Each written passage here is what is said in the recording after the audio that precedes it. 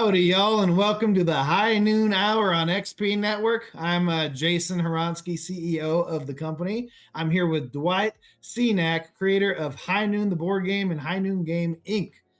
Before we get started and go full in with Dwight, I want to remind you, sign up below. There's a QR code. You can get 100 High Noon XP that can be spent on the High Noon store on Shopify or on the Universal XP Network store. So yeah, don't forget to sign up. Stay till the end. And Dwight has given permission to do a 1,000 bonus XP wheel spin. Yeah, exactly. Normally we do 500 for these. Dwight's like, no, let's do 1,000. 1,000 bonus XP. If you don't know what XP is, that gets you credit off of the price of board games and card games and collectibles and everything on the platform, tickets to things. And check out our Universal XP store. There's going to be constantly new affiliate products on there and cool promotional items. And I think we're going to have a Switch 2 up there if we don't already. A lot of cool things. So get your XP and spend it. There's going to be Q&A at the end of this too. So be sure to put your questions in the chat. And otherwise, without further ado, Dwight, tell us about yourself, what you do. Tell us about High Noon, the board game. Howdy, everybody. I'm Dwight Cenac, the creator and founder of High Noon Game Inc., which is the umbrella for High Noon Game. When I'm at conventions, I make a big claim. And so that's what I'm going to make here. And I'm happy to prove it, though usually I have a table with the game on it to prove it. So I've got an arm behind my back on this one. But High Noon is the fastest game to learn, the funnest game to play, and the most replayable game in the universe. You'll never play the same game twice, ever. And me as a publisher, I'm the most transparent and the most accessible publisher in the universe. And actually, I'm already going to disprove myself because we had a conversation once upon a time where I was proving this, and you were like, oh, yeah, I do that too. And I was like, oh, do you want to go do karate in the garage? So I'm the second most accessible game publisher in the universe. I would say we can call it even, otherwise we'll have to have a duel. Hey, we could do it at High Noon. We could. So this is the High Noon Hour. Yeah. So and so going into all right. So it's all these things, but what is it? What is it, Dwight? I ask myself. So High Noon is poker meets chess in the Wild Wild West. It's like chess because every player has a team of guys. The guys are all unique, and they move on a little grid that's made of squares. And it's like poker because there's no dice in High Noon. When it comes to victory or defeat, it's all on the cards. So every team of guys, as we call them posses, has a unique deck of cards specifically to that posse. And that's what you're playing at each other. And I don't know what cards you have. You don't know what cards I have until it's time to pew pew. And then we just start flinging cards at each other. That is the spirit of High Noon. Hurt the ones you love, and while they're on the ground crying in agony, you insult them in Western slang. But that's basically fundamentals. There you go. Poker and chess in the Wild West. That's awesome stuff. Always love having, I would say, fellow publishers on here, even though I haven't published a game since 21. But how long have you been working on this? Tell me a little bit about the history. So I started working on High Noon, and I'm gonna drop the act now, and let's just get into the grit. I was working on High Noon about 10 years ago. Had a little dream, and it kind of materialized into an Excel spreadsheet and a Word document and some sloppy Google images. And then from there kind of evolved into, unique artwork and into a game. And that game was horrible. The very first game we played of it was like 9-hour slog fest. That was not fun at all. And at the time, one of my colleagues, I'd played with him, his wife, and their kids. And I know that she could see like the disappointment on my face. Like she knew that I knew. And she just came to me and she's like, there's a game in here. Don't give up. So I went back to the drawing board and did a bunch of just kept working on it. And in 2021, so about 5 years ago, we launched a campaign. And there's a story behind that, but I'm not going to get into it. But we launched that campaign, funded it, and fulfilled it. And so we've been in the market as High Noon, growing the product line, expanding the fan base, getting our presence out there for the last 5 years. So that's where we're at. Beautiful, beautiful story. I love seeing people get into publishing. It is a trial by fire type of job because other than the book you wrote, which we'll shout out here a little bit, um, there's not like a class on how to publish board games. People have tried this. There's not like it's not a degree that you go after. It's not really a typical career path that you go after. You kind of just decide I really like making games, or I really want to make a game, and then I need to come up with money and a plan and Yeah. fulfillment and printing and production, and there's a lot to it. And I have a lot of respect to anybody that does take the dive in. Anyone can do it, but it is a lot of work, and to do it right is very hard. So, yeah, kudos to you. Love the game. I also see you have an exclusive XP mini up. Yeah. Yes, we do. Yes, we do. We have the cyborg from the future version of Colonel Rogers. He's one of the characters in the starter set. And so this is kind of like our first like vanity reskin mini.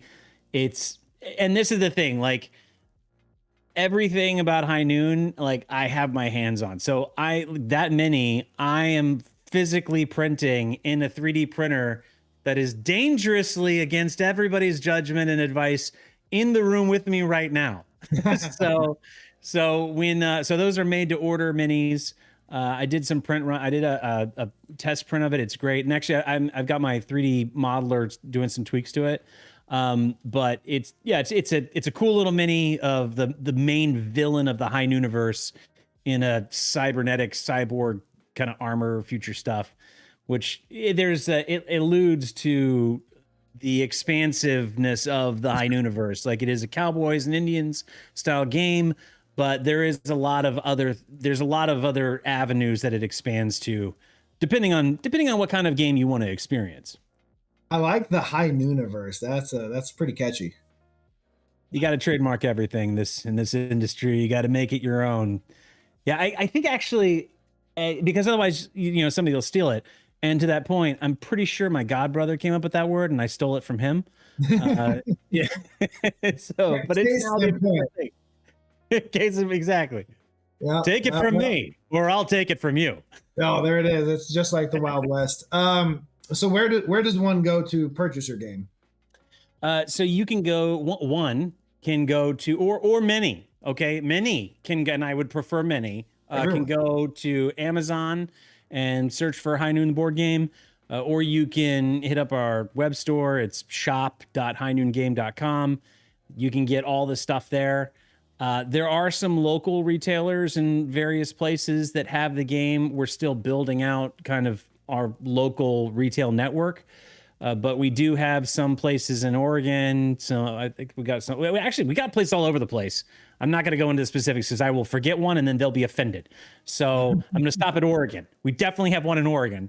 And then, but yeah, check it at your friendly neighborhood game store. And if they don't have it, then say, hey, why don't you have it? And then give them my information and I will get it to them. And then you can get it from them. Beautiful. Beautiful. And one of the easiest ways to get things is through the XP Network store links. So if you go to XP Network, check out High Noon, you can earn your XP right now. So it pops up right at the top of your wallet. And then you can use the XP to get a discount on it. So that's even better. Look at that. I'm a terrible co-host. I should have led with that. It's just a Shopify link. So yeah, your main Shopify stores and any partner Shopify stores is linked straight through XP Network. It looks like it's on our store, but it just goes to the affiliate stores. So you get to see featured items posted up, and then it'll bring you right to the official publisher store. And on that, we also have news, and it looks like you have some upcoming events potentially. Well, if we do, I didn't make them. So that's actually, I hope we do. We have a brand ambassador program. I call it the brand deputy program.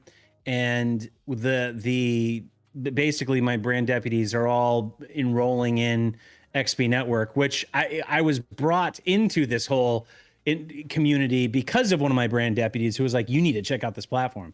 So we do have a couple of brand deputies that are doing events at various places. So, get to know them, get to know those people. They're eager to teach you how to play.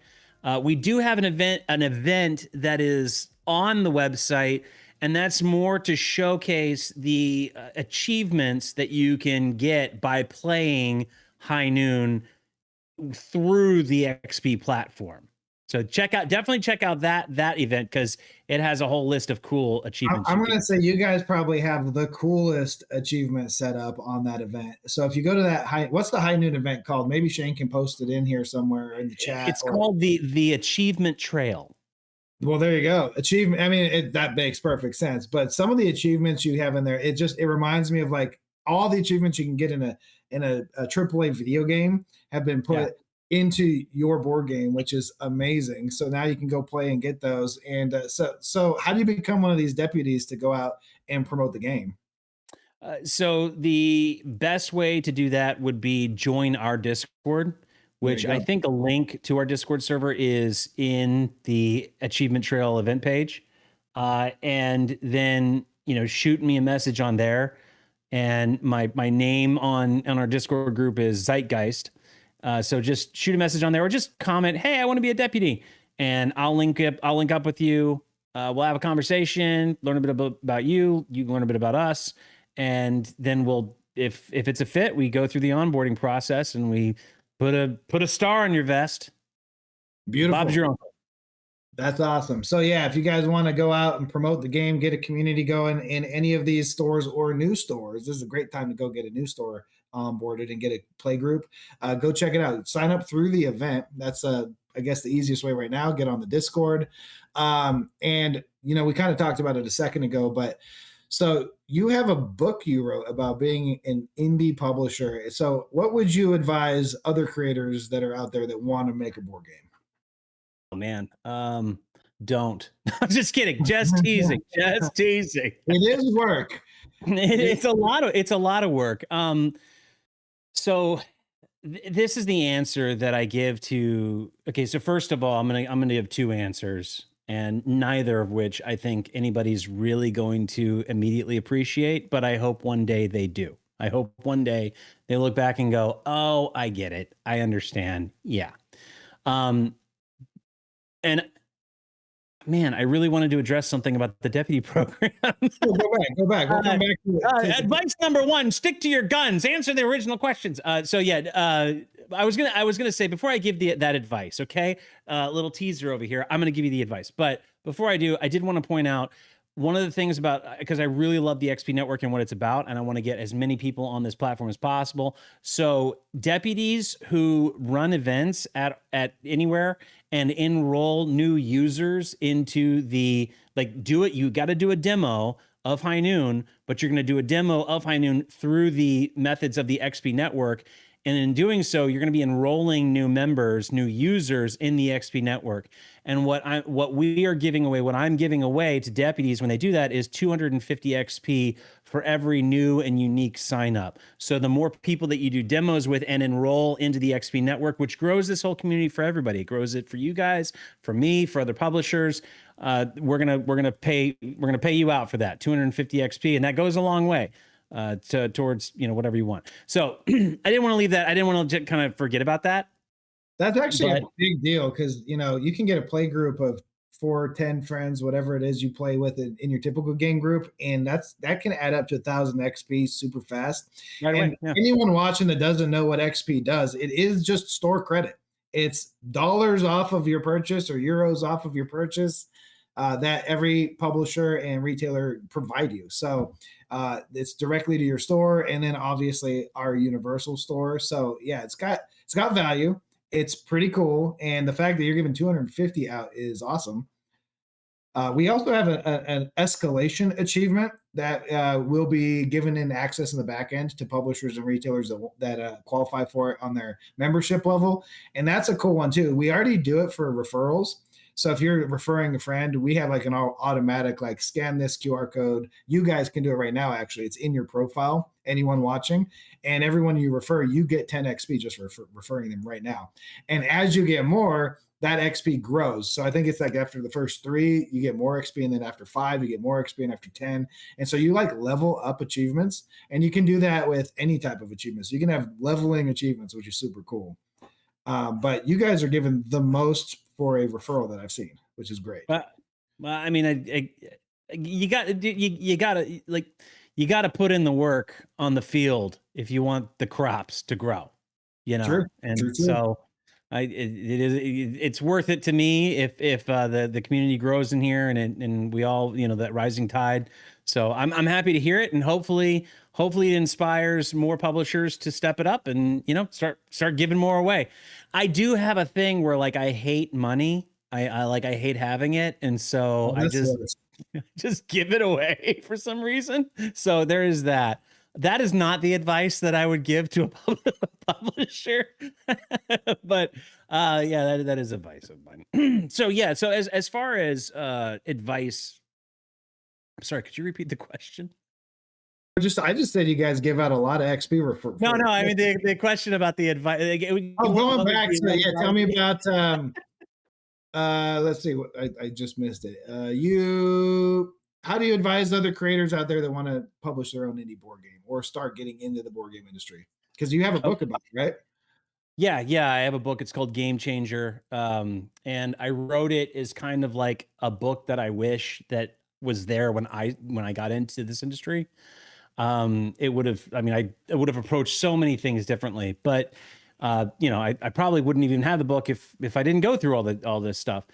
The book itself is not a book that you want to buy if you're like, how do I make a board game? Like, what factories do I go to? Like, that is not what this book is about.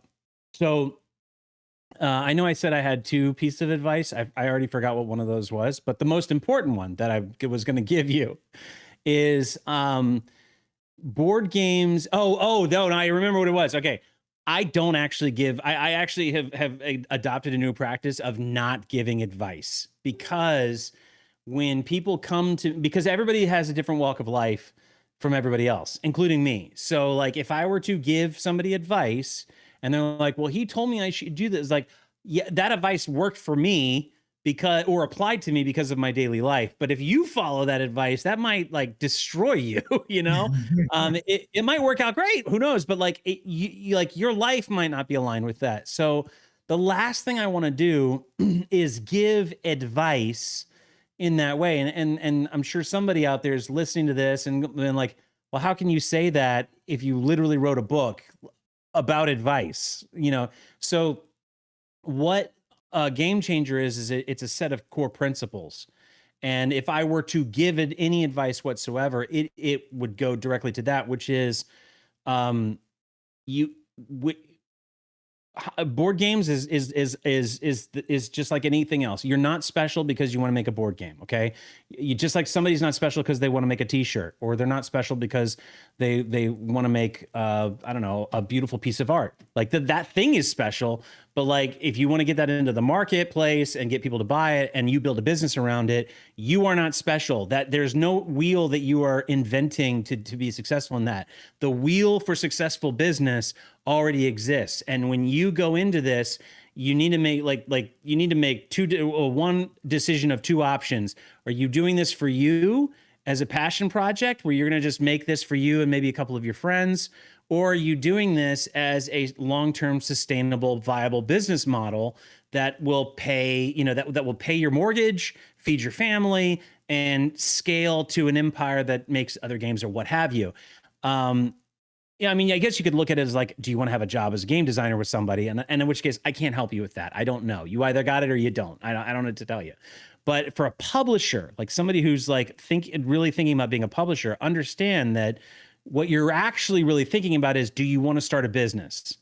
And if you want to start a business, there's two types of business people. There's entrepreneurs and there's CEOs. Okay. And one can become the other, but the other one cannot become this one. It's like going from dial up to cable and back and forth. You can't do it. I agree totally with that. I would Yes. say I started as an entrepreneur, No, you're good. and a hustler, selling stuff. Like, I mean, my background was like selling anime VHS, Yu-Gi-Oh cards, Warhammer, straight from Games Workshop, like everything you could think of. And I love minis games, by the way. So it's nice to have more minis. And then now I'm a CEO, right? So, but the entrepreneur spirit is why I'm a CEO. But yes, right, yeah. going the other way, I agree. Like there's a lot of CEOs that are hired for big companies that are only really good at being a CEO. They're managing the CFO and the COO and all the corporate structures, but they may have never built a business from scratch, which is what an entrepreneur does. It is really a lot of bootstrapping. It's just you got to get it done, you figure it out, and you just keep figuring it out. And that's really the spirit of the entrepreneur. But for scalability and sustainability, you need the discipline of the CEO. And that's why I mean, you can disagree with this. I'm sure many people will, but, or you may agree with it, but like entrepreneurial spirit is like that fuel, that spark, right? It's spark that gets you going, but that's all it is. Beyond that, like it does not, it's not the flame that burns forever. It's the spark that starts the fire. The fire is being a CEO. And if you want to be successful as an indie game publisher, the same is true of that as is true of anything else. You have to you have to go in thinking like a CEO. And that's not something that you can be like, oh, well, I am. It's like, no. You have to learn how to do that. Like there's discipline, principle practices, there's SOPs, there's core values. There's a whole way of doing things that is like how business is done. And it's better to, if I was to give any advice, I would say, don't make any board game until you've structured the like core foundations of the business that would be making the board game, because that's really what you're making. And it sucks to say, because I know that if somebody's asking the question, they really want to just get to making the board game. Like that's what they're wanting to do, but you can't. It's like building a house without foundation. Like you may enjoy the house for like 2 seconds before it falls over. So yeah, that is the advice I would say is like, think about the business first, think like a CEO. And if you find yourself saying, well, how do I do that? Well, there's a book called Game Changer on Amazon that I wrote that kind of helps with that. So there I think you nailed it, because when I have my CEO hat on, which I do today, foundation is definitely the most important thing when you're starting a business and you've never done it before. There's a lot of education, and education costs money, whether you pay it in college or you pay it on the streets figuring it out. Right. And it's not just SOP. There's so much documentation and paperwork to run a business properly. You need roadmaps, you need burn rates, you need potential investments, you need a 10-year plan, a 5-year plan, a 3-year plan, a 1-month plan, a 6-month plan. And you need to know your tax codes heavily. You need to know your company structures, like what's the difference between an LLC and an Inc. and LLP and every other type of business, sole proprietorship, whatever. There's so many things. What state do you even? Are you opening? Oh, you're just saying that. Yes. Yeah. No. It's a decision. Are you going to do Wyoming because of personal protections? Are you going to do Delaware? You want to do it in Delaware? Yeah. Are you going to do Texas, Florida, Wyoming because of taxes? It's there's, or do you want the population of California or New York? Do you want that prestige as well? But it comes with expense. There's so many things to consider from the ground level before you should even talk about making a game as a business. Making a game for fun, go do it anytime. Go on Tabletop Simulator, get your friends to play, test your game, maybe even kickstart a game and just do it once, and it's not your business. Right. And that you'll get a lot of trial by fire that way for sure. But running it the right way. It took me 28 years to learn what I learned or know today, and I am learning every single day. And I wear both hats, right? So it is a lot, and I wouldn't say that to scare people, because I love it. I see the board game business, or any business really, including the tech business I'm in right now around board games and tabletop games and video games, as like playing like Roller Coaster Tycoon or Civilization, or like, to me, they're like, you're doing a strategy game and you're building an empire, like you said, and it's a lot of fun, and you get these really cool opportunities as a CEO and an entrepreneur that you just don't get as a 9-to-5 job. The fact that like I got to work with Disney and Fox and Warner Brothers and Toho and all the anime companies and Bandai, and like just to publish their games was a blast. I also made a bunch of my own IP. Shout outs to Drew from Norse Foundry because we're in a Western theme show today. I mean, we even made Las Vegas playing card decks that I've never released that I'll probably do as drops on XP Network. There might be a surprise drop today that's only 100 XP, so everyone here can get one. Shane, I'm going to give you 7 different completely unreleased poker decks just because it's today. I'm only going to do one of each deck up. So if you have 100 XP, which you will earn if you just scan below right now, you get 100 free XP. And you can either use it on the High Noon store or on the affiliate store, the XP official store. We've got the Wizard of Oz, Edgar Allan Poe, Alice in Wonderland, and Dragons. Those are our 3 decks, multiple colors. It's a partnership with Norse Foundry. Not technically Norse Foundry. Me and Drew, the owner of Norse Foundry, made Las Vegas playing cards years ago. We actually have decks we never released, never kickstarted, never did it. I just have pallets of cards, and they're completely top secret right now. So where can people find these unique decks of cards? They don't exist anywhere, but they're about to be on our affiliate store on XP Network.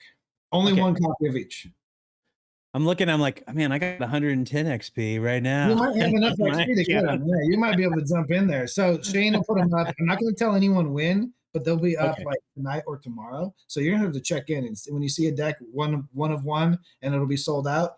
But I'm inspired because we're talking about making products, and poker cards are not necessarily the hardest thing to make. But it's a great test into printing and laying things out for a printer, producing things, fulfilling things. But if you are interested in getting into making games and you want to enter that space, it is a great community for one. The publisher owners that I know are very friendly with each other. I don't see this industry like very cutthroat at all. It definitely is like we want to lift everybody up together. It's what XP Network's all about too. But all of our publishing partners, like they will work with other publishers. And don't be afraid of the bigger publishers that have been around for a decade or more. They want to help you too. They love seeing new publishers come in with cool ideas and make their dreams a reality because we're all so creative in this space. So it's really cool. And yeah, definitely check out the book. What's the book called again? I'm going to go order it too. Oh, no. It's called Game Changer. If you look up Dwight Cenac Game Changer, you'll find it on Amazon. Amazon Books.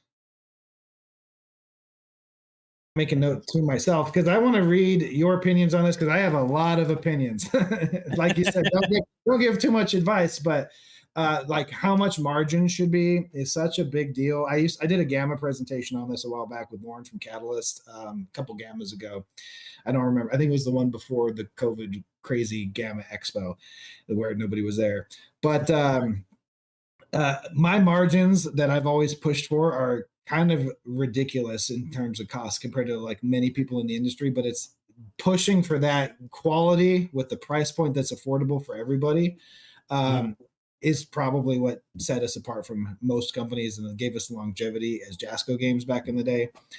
And I always aim for a minimum 10x of cost, and that's going to sound super greedy, but when you think about it, you're not actually getting 10x on MSRP almost ever. You can sell direct to consumer, and a lot of people do. You guys do a lot of direct to consumer. Kickstarter is that way. I see Kickstarter more of a pre-order service. Yeah. But if you're going into international fulfillment, it gets cut down instantly because you're going, 45 to 55% off to retail. And then your distributors need a 20% margin below that. And you might have a middleman that distributes to your mass market like Excel or MJ Holding that goes to Target and Walmart and everybody else. Then there's another cut. So that 10x of your cost, by the time you're done and you're selling to your biggest markets, you're making like 3x maybe. Yeah. And then we had our own warehousing and full staff and graphic design teams and design teams and sales teams and everything else. And so overhead has to be built into that as well. Your yearly overhead. So there's a lot to think about when it comes to what a game costs to make versus what a game actually costs to make, which is not the same. Yeah, and I think I want to say that I did mention that I did dedicate a piece of a chapter in the book to the mentality of taking people's money, because they're one of the reasons. Like I remember when, and I'm gonna try to stay like way above the politics of the situation, but like when the tariff thing happen, and everybody's freaking out because, oh no, the narrative, like the line that everybody was saying it, like the gray NPCs, was the margins are razor thin. The margins are razor thin, and I was like they're razor thin because you made your margins razor thin. Why did you do that? And I get it that there's some level of like lack of control over it, but I could be Dr. Philling way into left field, but I think one of the key elements of why margins are razor thin is because, like, somewhere, some point in time, society started telling people that they should feel icky about making money, like just taking people's money. And the thing that people need to understand is value. Like, I don't want to go too deep in saying value is subjective, but at the same time, like, people will pay literally anything. They will give you any amount of money that you ask for, so long as you do one thing for them, and they will be so happy about it. It doesn't matter how much money they give you, as long as you do this one thing. And if you do this one thing, no matter how much money you took from them, you could have taken a $1 billion from them and put them into a life of debt and destitute, and you would still be moral and ethically in the right place. And but you got to do this one thing. You ready for what it is? It's solve their problem. Okay? If you solve their problem, they will pay you whatever you ask for, and that's good. That's okay, because now they are solving your problem. You see how that works? You solve their problem, they solve your problem. That's 2 problems solved. That's a world with 2 less problems in it. You literally made the world a better place 2 times over by charging literally whatever the heck you wanted to solve a problem for a person. Now, if your game doesn't solve the person's problem, well, that's a problem with your game, and you should figure out how to solve their problem. But if you figure that out, and I'll land the plane here, I promise, like, if you figure out how to solve somebody's problem, you can charge a rate that generates that, as you said, 10x investment. My target, personally, I don't invest in anything that doesn't do at least 6. And my where I've found myself landing, at least out the gate, is 8x. And as you said, we don't get that. We don't walk away with that. But what that does do, just so everybody knows, Dwight Cenac, just like everybody here in this conversation, is not actually pocketing all that money. That money goes to specific things. And one of those things is unexpected crises. So, like, when I brought over my 5,000 starter sets from China during the COVID container crisis, I ate the cost of the container, of the additional cost of the container, while literally everybody else was, oh, we can't do it. We got to take more of your money. I mean, we raised $8 trillion from you guys, and we just, economy of scale, couldn't make it work. So we're going to have to take even more of your money. And everyone's like, okay, yeah, give me your money. Take our money. So they would take your money. We didn't take your money. You know why? Because we had the margins. We worked it out. Then when the stuff finally got to it got to the Suez Canal, and that stupid person on the boat crashed their boat and blocked all the other boats. You had a great timing on yours.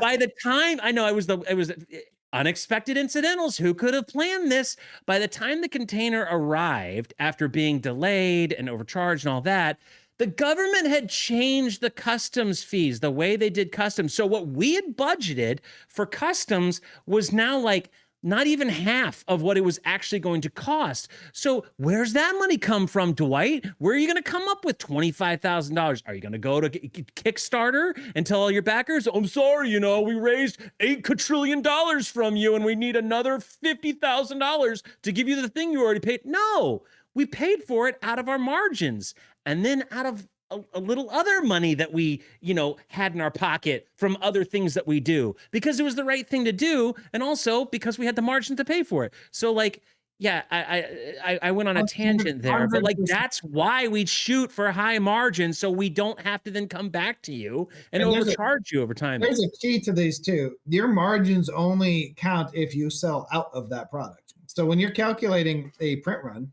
or a production run, if that's assuming it's toys or something, it's not print. if you don't sell 100%, you can't make a 10x or an 8x or a 6x. That's true. You can make a negative, massive margin because you sold one game out of 10,000, right?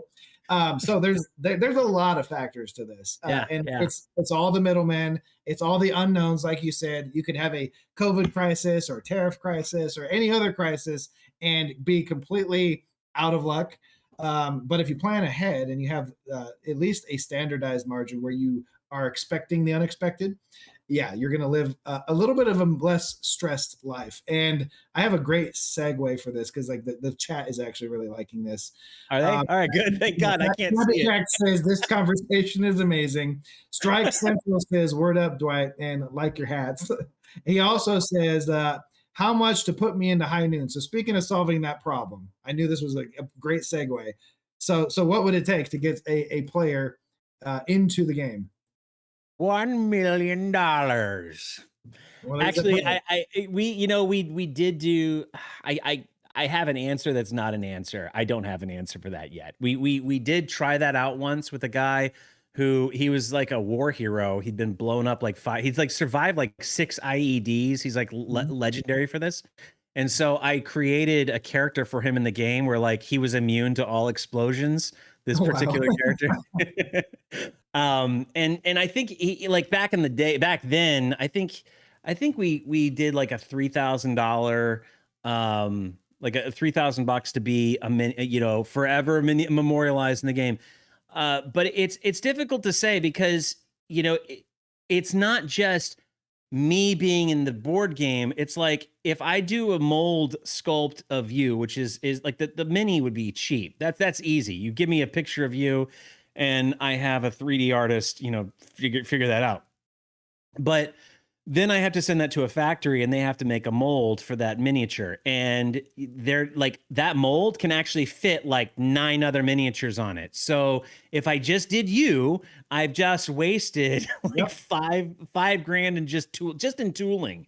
So I have to figure out what other minis am I going to put in that. Those minis cost money. There's materials for that thing. And then there's this thing called minimum order quantity. It's very high. It's actually not minimum at all.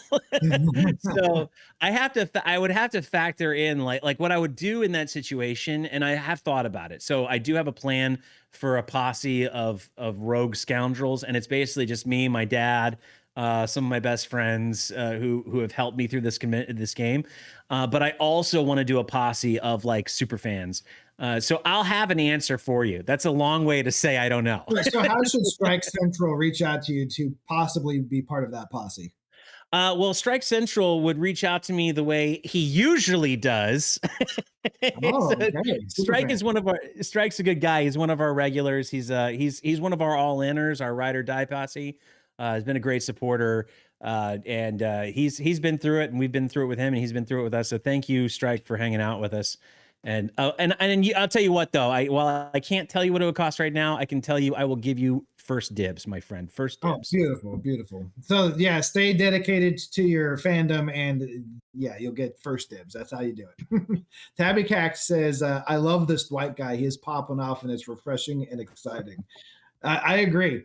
In fact, this is kind of how I imagine our future show, which I keep calling the War Room, but I want to name than that. But I really want to hit up topics, and I've said this in a couple of the last streams with publishers and retailers, like that people don't touch without a PR stick that's like super long, right? Like AI art and AI game design. And AI everything, right? Tariffs for real. Like, what is it? Everyone's real effect, because there's so many different ways it's affecting things. COVID in general and how it affected the industry. And then any other like hot topic that the fans want to know behind the curtain, because I've obviously sat there and published, and there's a lot. You should call this show canceled, because that's what it's going to be. So, I mean, to be honest, like I think it's time for an open conversation of like, sometimes everyone's right. Sometimes every single opinion is actually right. It's just how did it affect everyone differently? Because the timing for like your Suez Canal situation, I remember that, and I was like, oh, thank God I got my containers at $5,000 a pop, and I beat the Suez Canal. I was like, yeah, right. But not everybody did, obviously. I also beat the customs pricing. I got lucky, but not everybody got lucky. timing matters a lot in business, and it's completely unexpected. Like there's no way anyone can predict an accident, right? Or And a something, pandemic.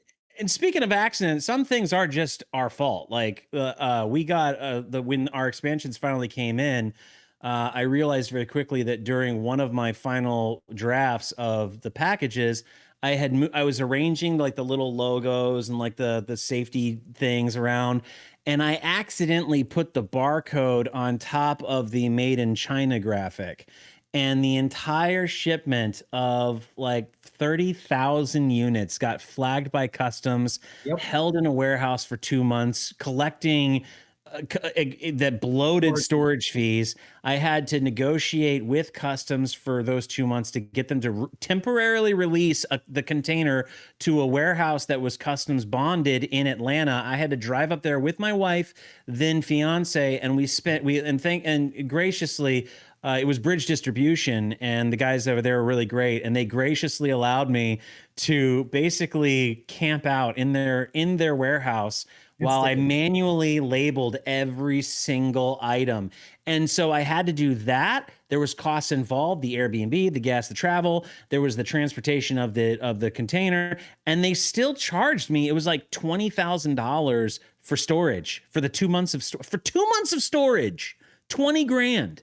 So yeah, it's just, but it was my fault. It was my fault because I didn't look at my damn PDF files. These are those unexpected parts of our margins, right? And I could go into all the war stories of this stuff.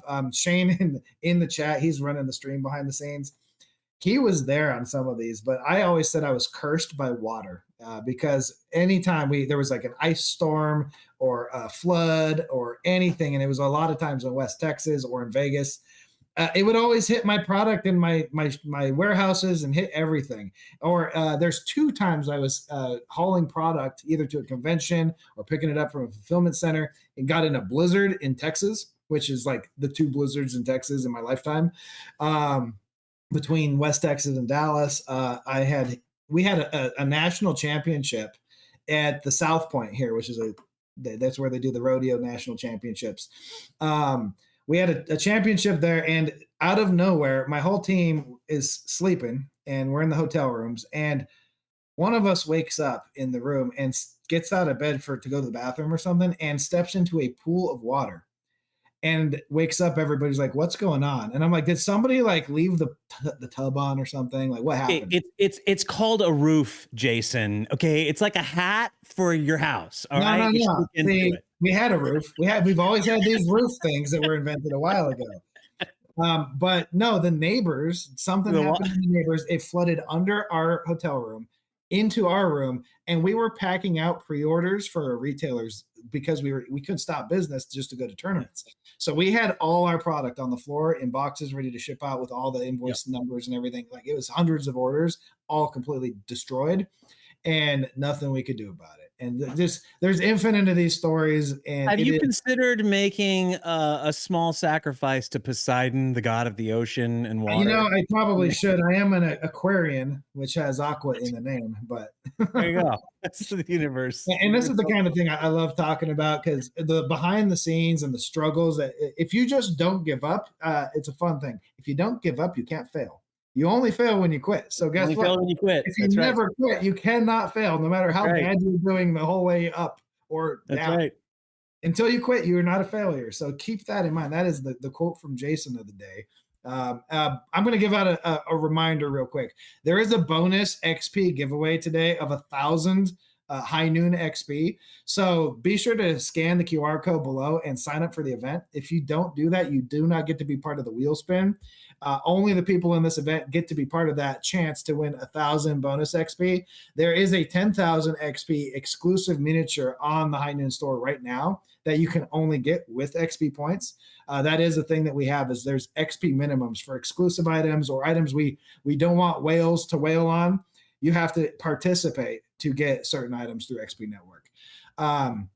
So don't forget to do that. And before we jump into maybe some more Q&A and a few more topics, we're coming in on 15 minutes left in the show. So I'm going to just do a few shout outs on XP Network. And then at the end of this, I'm going to ask you, why did you choose to work with XP Network? But before we get into that, if you are a game store, an organizer, a publisher, big or small, listen up, sign up with us, or at least get a demo, get the free trial, and learn how to get integrated with our point of sale, your loyalty program, your rewards program, your calendars, your achievements, your events, your news and notifications, your tournaments, your ticketing, your badges, your add-ons, your drops, which are coming soon, your XP wallet that's live right now, your minimum XP to limit things that are promotional items, demo items, or items that need participation to get.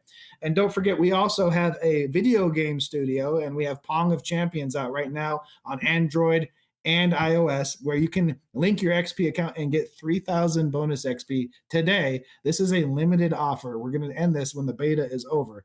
So check that out. And drops are really cool too, because we will have publishers and retailers putting up items. They have a countdown, limited quantity items, and you can sign up to get those with XP.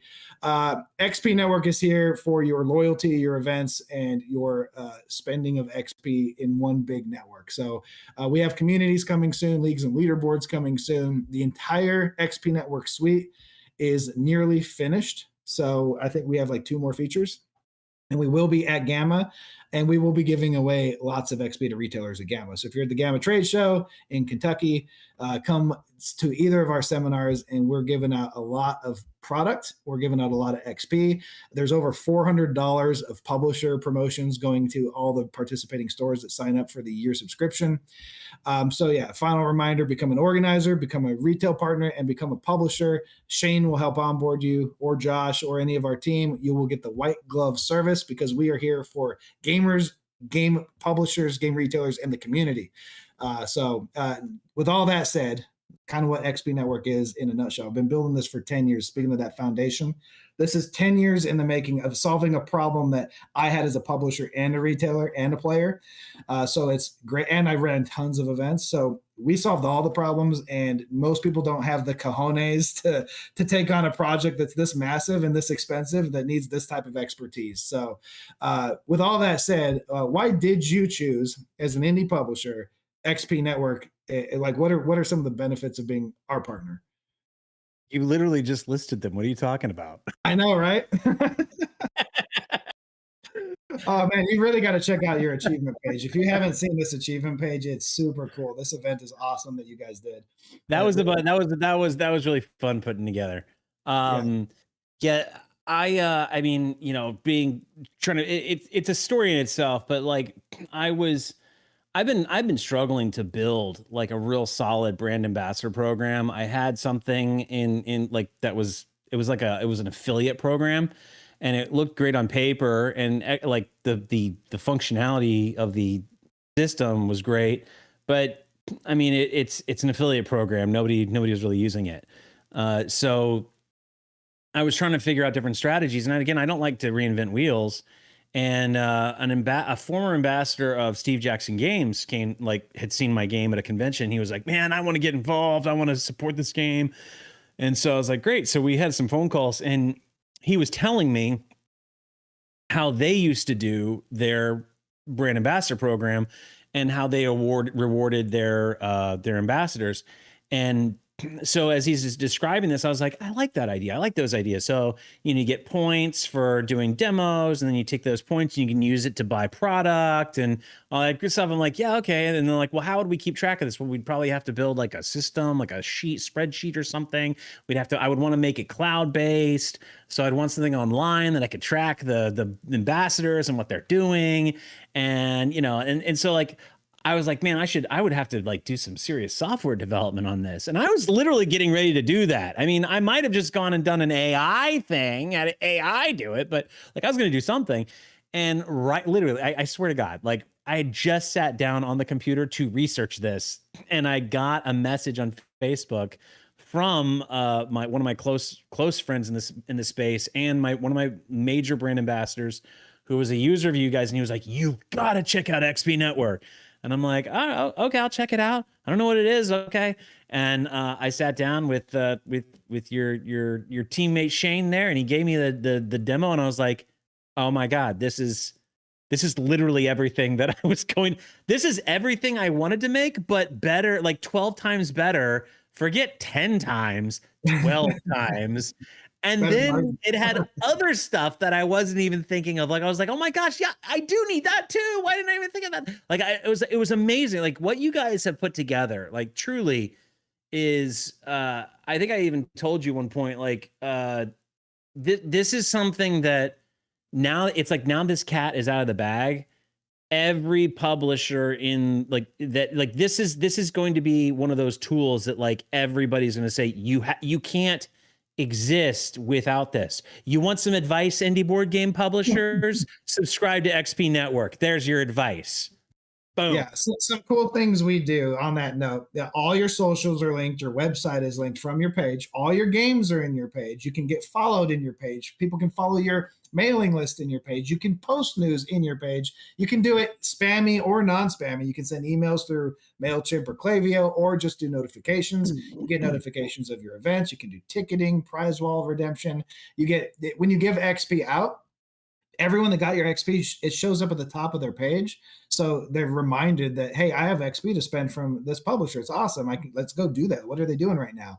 And yeah, it's anything we don't do. We're also always taking advice because this should be the one-stop suite. You should be able to get your news here, kind of like Board Game Geek and the marketplace, and we do point of sale for retail and publishers. So we even have right now in the player card at the bottom of your phone app or phone login, because we don't have an app, it's all web based because that seems to be the way of the future again. At the bottom middle, you can get your XP ID and scan that at any participating point of sale, including conventions, and automatically earn your loyalty points or automatically spend your XP right there, just like you're at Starbucks. Cool. We're affiliated just like you have a airline rewards or like MasterCard or American Express, where any publisher or retailer can put up affiliate promotional products on our page, and you get to see that on the front page. Drops, like that's just a really cool thing. XP minimum spend. This was something I'm like, I don't even know if we can build this because I've never seen anything like this. Like where you limit things because so many people are like, buying out all the Pokemon cards, buying out all the rare items, all the Kickstarter stuff that comes into the store early. Like it's just whales will buy it all. So, and how do you track that? Well, guess what? We can gatekeep it by participation, which is we've always wanted to have play to win and not pay to win for most of our games. Some games don't mind pay to win, but I want a community in gaming because community is gaming. So yeah, there's so many features. I always forget all of them because there's so much we've built, and the whole suite's there. And your back end is about to be even more awesome in about 2 days, 3 days. I think Monday or Tuesday, you get like a whole new back end update and the whole new front end update. It's going to be really, really cool. And I really I love it. And I'm a publisher. Like I'm not a retailer. I'm a publisher, and I do have a retail, but like what you're describing about what the retailers get to enjoy, that like I'm not even a retailer and that excites me. Like you're telling me no more of the stupid punch card, business card things that they got to stand. Yeah, all that tracking of stuff. You get achievements and you can do quests and you can reward a paint night, a casual play, a demo night. It doesn't have to be this is amazing tournament, right? Right now, if you go to just about any store in the country, you're only going to see tournament play regularly. Yeah, and it's going to be mostly card games. Well, that's great. We also have free tournament software for all of those games, and we custom do all of your different brackets, the different way your games do it. The best of 1, best of 2, best of 3, best of 5, all the different Swiss standings, single elimination, double elimination, whatever. Except the way that I do it. Okay, except the way that I do it. The way you do it, we can build because we do work. I was going to say but that is where your white glove treatment comes in. You guys, like that's the thing. Like your platform got me in, but you and your team kept me here. You guys got me to stay and invest. Like you inspired me to take ownership in this because you guys really have taken ownership in us. You've invested in our success. I've never faced a situation where I felt like ashamed of like giving you guys a suggestion. You're very open to things, open to feedback. You guys help us with anything that we're trying to do. Like I don't know what to say. Like you're not just a platform, you're the support group, you're everything. You're the community. You're literally, you are the thing. and I everything love to hear that. I mean, you know, again, it took 10 years and lots of millions of dollars, and the best people in the entire tech industry and tabletop and video game industry to make this happen. All the stars had to align. I've been asking for this for 28 years, and I had to build it myself. Right? I tried it multiple times with third parties. I spent $500,000 out of pocket to try to make just the tournament stuff work for me, and that went nowhere with a third party developer. So having the teams that built Uber and Apple TV and Apple Music and Plaid and Twitch and what's Live Nation and a bunch of video games. Like, I mean, Luke Castle's on our board. He made Command and Conquer, Red Alert, Blade Runner. With Shuffle Master, the guy that made all that stuff back in the day, and all the security side from Plaid and all the gambling is built in. So we have massive security on all of XP Network. We have a full like ledger as if it was a bank for XP, just because we can. We protect data. So yeah, it's done the right way. And then we also have like all these awesome publishing partners. And yeah, the board is really, really great. I was in tabletop for a long time. John Grams did a lot of legwork on this too, who was the vice president of Fantasy Flight and Asmodee for decades. I bought my first trading card game from him at Jasco, and him and Steve Horvath. I can't shout out them enough. I wouldn't be here today without them. And going in full circle back, there's another cool feature on your affiliate programs, or for at least for your what did you call them? deputies. Deputies. Everyone has their scouts and privateer press gangers. There's so many things. There's the demo team, but the deputies. The cool thing we do for publishers is when you have Shopify, you can have multiple Shopify stores. So you can have a public-facing Shopify store. What we highly recommend is a deputy store. So when they go out, they get special stuff for being a deputy, and they get deputy XP. And then your retailers can have their own store where they buy wholesale and get their demo product and their point of sale stuff and their window clings. So a lot of our publishing partners have like Catalyst and Modifius and a few others. I think Trivium does this live right now with their TCG. They promote all that point gathering that you were talking about, where you don't have to have an Excel spreadsheet to figure it out and then manually go through and go like, what did everybody get? Yeah. You earn achievements, and you do referral programs, and you do like and we're automating more and more right now, by the way. So a lot of this is going to be just completely automatic. Right now, to issue XP for events, you can either just everyone after the event is done gets it, or I can manually say, oh, that person left, or they were sick, it was snow day, and these people get their XP and manually click it. I can gift XP, and when I say you too, every one of our partners have their own XP and link their Shopify and their loyalty and all that stuff. You can just give it to people and be like, hey, if you're saving up for the Switch 2 on the XP store, go for it. And we also made sure to stay extremely neutral. I think that was the key that a lot of publishers have failed at, because you have all these, you have WPN, and you have the Konami, and you have the Bandai networks, and you have whatever it is, Asmodee's infinite different play networks. We don't mind if you use all of those, even though we offer what they offer too. We let you link your player IDs from every company and just go straight to them. We don't mind. That's about the community, not taking your tournament software or whatever else. So yeah, think about this for your deputy program, though, because it is a really cool way to say, hey, if you want to be a deputy, not only are you getting deputy XP, you're not only getting your referrals this way, I'm going to give you your achievements, and you're the only one that has deputy XP because you got it. It's pretty cool. I'm definitely going to have to explore this. Yeah. We I think our biggest problem right now is that we do too much.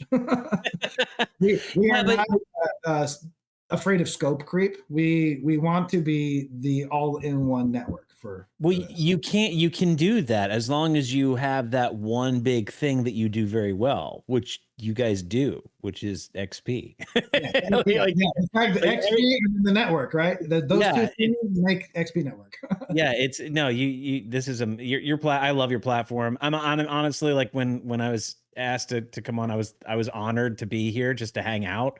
Because awesome. you guys truly are some of the greatest minds in this industry, and that comes from my many weeks in this industry and my vast minutes of knowledge. You're underselling yourself. You've been around. and you've learned. There's all those lessons you told me, like some of it's PTSD, but those are real. You really learned from it. And like I said, every lesson has a cost. There's no education without a cost. You explained that perfectly. And we're coming up on time, so we do have a wheel spin. Shane, are we ready to give out 1,000 bonus XP? I think the most bonus XP we've done since Catalyst. I love it. I love hearing that. Let's do it. Second largest XP dump in XP history so far. High Noon, baby, make that's got to be a banner. Okay, that's an achievement. I'm going to give you guys an achievement for giving out the highest amount of XP. That is amazing. All right, here we go. So ready to rock and roll. Let's spin the wheel. I always do sound effects. Ding, ding, ding. I don't know who won yet. I got to read the chat.